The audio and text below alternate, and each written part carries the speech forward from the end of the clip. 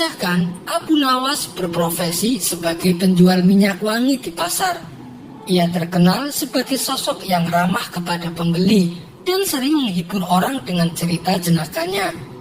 Hal inilah yang membuat dirinya banyak disukai orang-orang, sehingga dirinya menjadi buah bibir di masyarakat. Ketenaran Abu Nawas akhirnya sampai juga ke telinga Baginda Raja. Kemudian Baginda Raja memerintahkan beberapa pengawal untuk memanggil Abu Nawas ke istana. "Bawa Abu Nawas kemari dan suruh menghadap saya," titah Baginda Raja. Maka mereka pun segera pergi untuk menemui Abu Nawas. "Hai Abu Nawas, kamu diperintah Paduka untuk menghadapnya sekarang," kata salah satu prajurit. Abu Nawas sempat terkejut karena selama ini ia belum pernah menginjakkan kakinya ke istana. Singkat cerita, datanglah Abu Nawas menghadap Baginda Raja. "Apakah kamu yang bernama Abu Nawas?" tanya Baginda Raja.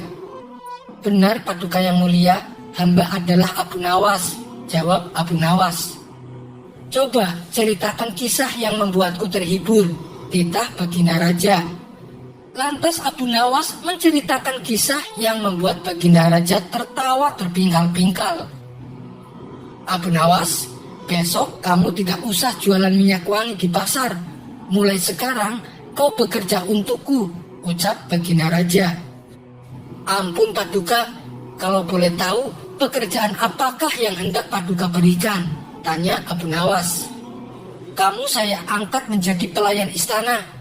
Kerjamu memberikan minuman untuk para tamuku, lalu menceritakan kisah-kisah jenakamu." "Baik Paduka yang mulia," jawab Abu Nawas. Kabar gembira tersebut kemudian Abu Nawas ceritakan kepada istrinya. "Wahai istriku, besok aku sudah tidak lagi jualan minyak wangi, karena aku sekarang diangkat menjadi pelayan istana," tutur Abu Nawas. Sang istri merasa ikut bahagia mendengar kabar tersebut. Keesokan harinya, Abu Nawas ke istana dengan memakai jubah terbaiknya. Setibanya di istana, ternyata Baginda Raja sudah duduk bersama para tamunya. Ia pun dengan sigap membagikan minuman untuk para tamunya.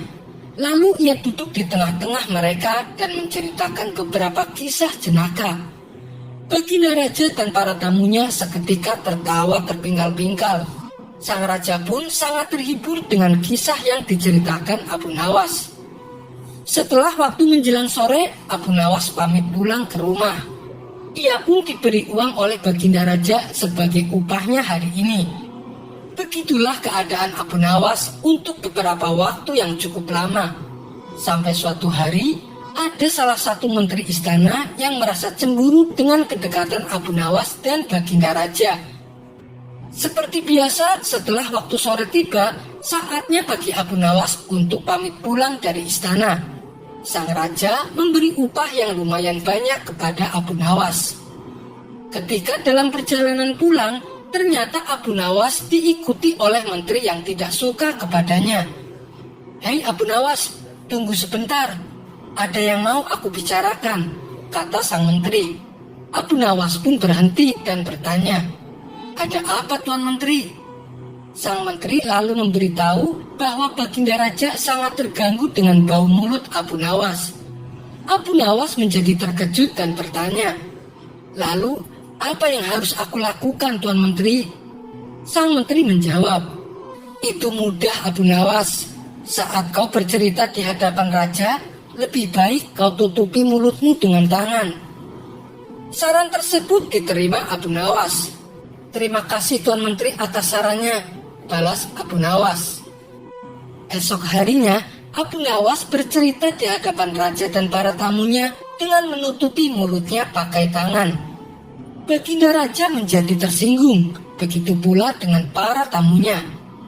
Setelah Abu Nawas pulang, Baginda Raja bertanya kepada menteri yang tidak suka kepada Abu Nawas. "Sikap Abu Nawas hari ini membuatku tersinggung. Lebih-lebih ia lakukan di hadapan para tamuku," tutur Baginda Raja. "Memangnya apa yang dilakukan Abu Nawas Paduka?" tanya sang menteri pura-pura tidak tahu. Dia bercerita sambil menutupi mulutnya dengan tangan, balas Baginda Raja. Ampun Paduka yang mulia, sebenarnya hamba tahu kenapa Abu Nawas berbuat demikian. Tapi hamba takut Paduka akan marah, ucap sang menteri. Katakan saja, aku tidak akan marah kepadamu, timpal Baginda Raja. Kemarin Abu Nawas bilang kepada saya, katanya dia sangat terganggu dengan bau mulut Baginda Raja, ucap sang menteri berbohong. Mendengar itu Baginda Raja menjadi murka. Kurang ajar Abu Nawas, dia berani menghinaku. Besok akan aku beri pelajaran, kata Baginda Raja emosi. Esok harinya saat Abu Nawas datang ke istana, Baginda Raja langsung mencegatnya. Hei Abu Nawas, hari ini kau tidak usah bercerita, ada tugas lain untukmu. Sekarang juga berikan kado ini ke rumah Tuan Ali, titah Baginda Raja. Dengan penuh setia dan tanggung jawab, Abu Nawas menerima tugas tersebut. Ia pun pergi meninggalkan istana untuk melakukan tugasnya. Tapi saat di pintu gerbang, Abu Nawas berpapasan dengan menteri yang membencinya. Mau kemana Abu Nawas? Dan apa yang kau bawa itu? Tanya sang menteri. Saya diperintah Paduka memberikan kado hadiah untuk Tuan Ali, jawab Abu Nawas. Aneh, padahal kan kemarin Paduka sangat murka kepada Abu Nawas. Tapi kenapa malah ia dipercaya memberikan kado hadiah? Pikir sang menteri. Sini Abu Nawas, biar aku yang mengantarkan kadonya, ucap sang menteri. Jangan Tuan, nanti saya dimarahi Paduka Raja, balas Abu Nawas. Aku lebih berhak daripada kamu untuk melakukan tugas ini, kata sang menteri sambil merebut kado yang ada di tangan Abu Nawas. Abu Nawas berusaha mencegahnya, tapi ia tak kuasa. Maka ia pun memilih untuk pulang ke rumah. Sementara sang menteri merasa kegirangan. Pasti Tuan Ali akan memberiku hadiah sebagai imbalan atas kado ini, pikir sang menteri. Setelah ia tiba di rumah Tuan Ali, sang menteri segera memberikan kadonya. Tuan Ali, ini ada kado hadiah dari Paduka Raja, kata sang menteri. Ya, terima kasih, jawab Tuan Ali. Setelah Tuan Ali masuk ke dalam, ia membuka kado hadiahnya. Ternyata isinya buah-buahan, dan di sampingnya terselip surat dari Baginda Raja. Surat tersebut berbunyi bahwa orang yang memberikan kado ini supaya dipenjara sebulan dan dihukum cambuk 100 kali. Ternyata Tuan Ali adalah algojo kerajaan. Ia pun dengan sigap menangkap sang menteri dan mencambuknya 100 kali. Lalu memasukkannya ke dalam penjara. Hari berikutnya Abu Nawas seperti biasa datang ke istana untuk melakukan tugasnya. Sang raja terkejut dengan kedatangan Abu Nawas. Hei Abu Nawas, bukankah aku menyuruhmu untuk mengantarkan kado hadiah untuk Tuan Ali? Tanya Baginda Raja. Benar Paduka yang mulia, jawab Abu Nawas. Lalu kenapa kamu masih di sini? Atau jangan-jangan kau tidak mengantarkan kado tersebut? Tanya Baginda Raja kembali.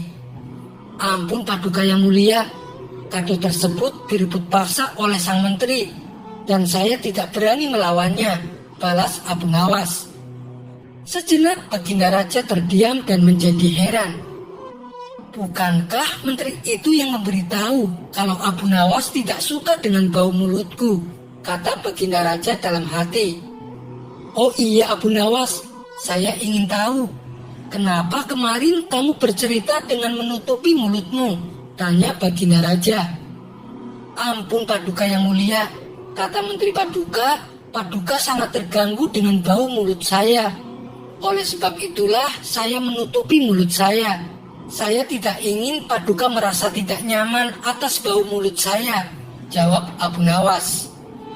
Baginda Raja menjadi bertambah heran dengan pengakuan Abu Nawas, karena berbeda dengan apa yang ia dengar dari menterinya.